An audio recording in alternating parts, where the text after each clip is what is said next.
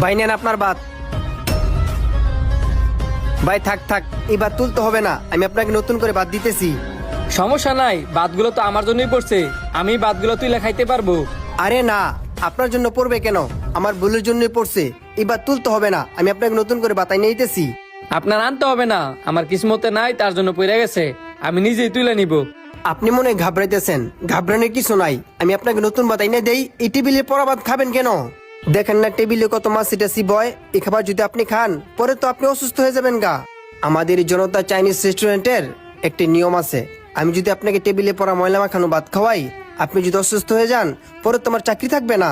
নিয়ম আছে তো বুঝলাম, তারপরেও এতগুলা ভাত নষ্ট করা তো ঠিক না। এর মধ্যে আমার কাছে বেশি টিয়াও নাই। আরে স্যার, ভাতের জন্য আপনার টাকা দিতে হবে না, আপনি বসেন, আমি আপনার জন্য নতুন করে ভাত নিয়ে আসতেছি। এই ভাতগুলা যে নষ্ট হইব।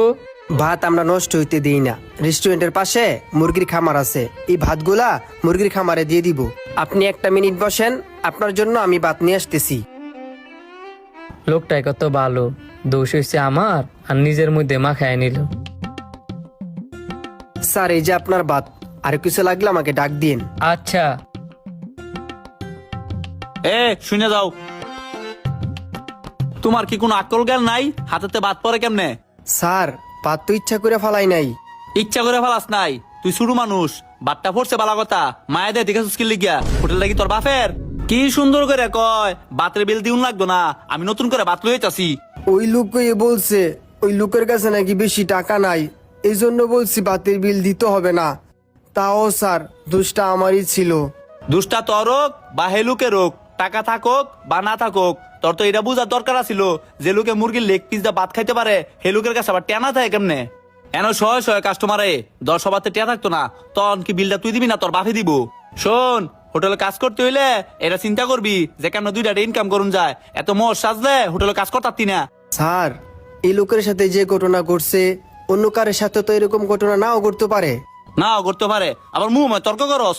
তোর যদি এতই জ্ঞান থাকতো তুই আমার জায়গা থাকলে হইলে, আমি তোর জায়গা থাকলাম হইলে।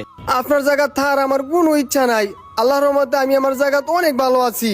আপনি নিজেরে দেখেন, আমরা কাস্টমার থেকে যখন 50 টাকা 100 টাকা টিপস পাই, এর থেকে আপনি অর্ধেক নেন গা। আমি কাজের ক্ষেত্রে আপনার থেকে ছোট হতে পারি, শিক্ষার দিক দিয়া আমি আপনার থেকে অনেক উদ্রে। আপনার টাকা আছে আর আমার টাকা নাই, এই জন্য আজকে আমি ওয়েটার আর আপনি ম্যানেজার। আজকে এই দেশে শিক্ষার কোনো মূল্য নাই দীক্ষা আমার মতো শিক্ষিত ছেলের এই অবস্থা। ও তোমার মুহ দেয়া যা কথার খয়ে পড়ছে, আজগা নয় আমার জ্ঞান দিয়ে লাইলা। অন্য দিন দেখা যাইবে অন্য কোন ওয়েটারের সামনে তোমার কোনো কিছু কইতে গেলে তুমি আমার দমক মেরে বইবা, না না এইগুলো